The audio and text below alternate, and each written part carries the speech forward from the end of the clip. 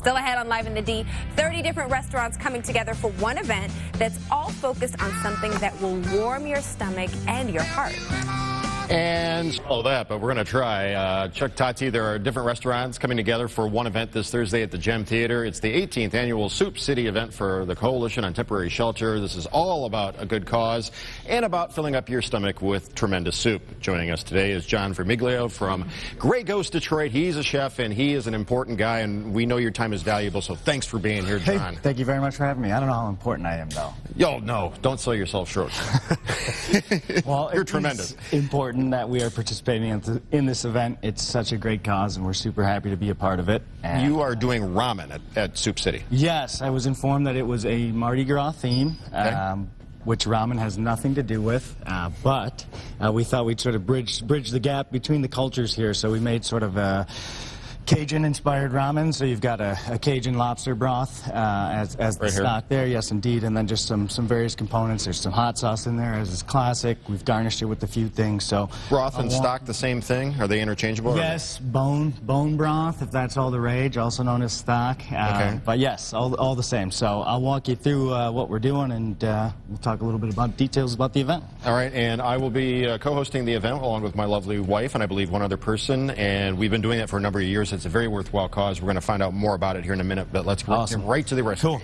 So first and foremost is the noodle, which everyone can find for 25 cents in the store, and I think there's not a problem with that at all. It's where ramen was born, or at least in America anyway, and I think the one thing we always miss out on is just adding that seasoning packet and calling it a day, and there's so much more opportunity to add really whatever the heck's in your fridge. You can go crazy. You can go nuts. Great way to hide some vegetables to get the kids to eat it, or anything in between. So as I mentioned, we've got a lobster broth, so we did just the lobster bodies. We used the meat for other items and saved that. So we've got the noodles. I cooked them a little bit ahead of time, but as I mentioned, we have a little bit of Cajun influence in here. So we've got the Holy Trinity, as is accustomed to Cajun cuisine: celery, green pepper, and onion. And that was sort of the base, and then we've got Cajun seasoning in there, a little bit of tomato product. I've cooked the noodles ahead of time here. Very good. What's the wooden...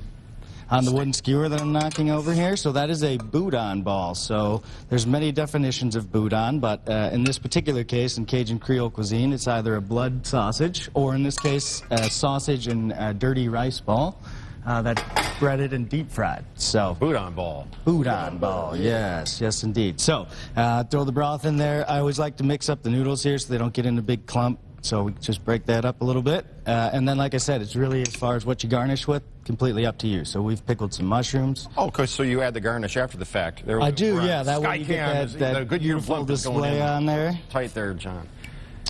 And one of my favorite elements here is a poached egg, and we've actually poached these ones in the shell. Here is Frankie, right on cue. Come on in here, Frankie. Hello. Good to see you. Good morning. Good to see you, too. Now, while he's peeling this poached egg, let us talk about... oh, look at that. Let's talk about the event, because it's a very important cause, near and dear. I've been, along with my wife, hosting it for a number of years. Yes, thank you. Yep. Tell us all about it. So this year we're doing something a little different. This year it's a Mardi Gras theme, so we highly encourage you to at least wear a mask. And if you don't have a mask, we're going to give you one at the event. So I hope you're picking out your Mardi Gras masks too. Sure. Something else that we're doing a little bit differently this year is that we've engaged a partnership with 3 spoken word poets in Detroit, and they will be in a very unique style telling the story of 3 women that we've been working with at COTS for about 2 years now that we are very proud of.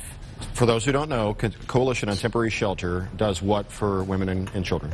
So we serve men, women, and children, but primarily since 2015, when we went family only, we have mostly women and children at our shelter in Midtown Detroit. We are a neighbor of the Grey Ghost. We're just across the street.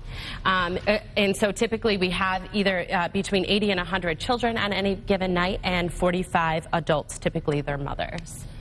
All right, and they are in situations that unfortunately they... Yes, and we work with them to find housing and provide an array of other services as well. Here's the thing about Soup City, if you've never been. Imagine 3 levels of soup tables everywhere you look. I mean, literally you can just go from station to station to station to station and sample all of these gourmet soups, including what John, chef here, has. Look at this. I mean, It looks beautiful. It looks, just like it looks everyone amazing. else I'm not makes even out of mad. It looks styrofoam amazing. Yeah.